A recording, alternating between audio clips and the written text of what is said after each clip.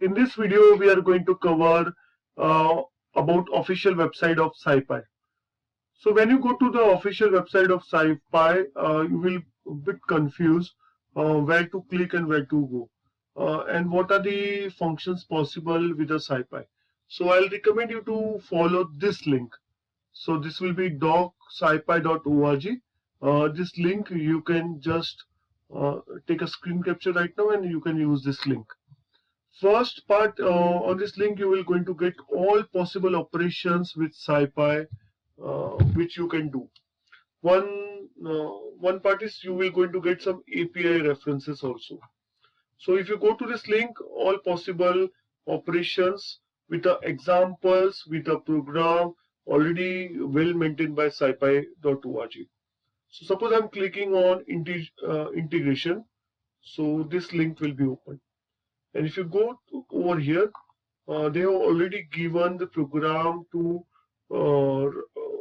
program for doing the integration for any type of functions or even a complex type of mathematical examples also. So great way of learning. Just copy paste this to your notebook and use it.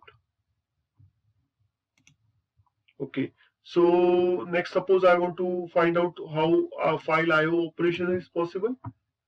Okay, you directly go to this link, and your file operations are whatever file operations are possible is been written very nicely. Take the example, copy paste that example into your Jupyter notebook and start practicing it. So very well maintain all the possible examples. Truly, all the examples which they have given are not useful to you. Like you need a Fourier transform, then you can go to Fourier transform, linear algebra. So whatever part is required, just go and study that part only. All scientific operations are not useful for all applications. So this is about scipy.org, official website of Scipy library.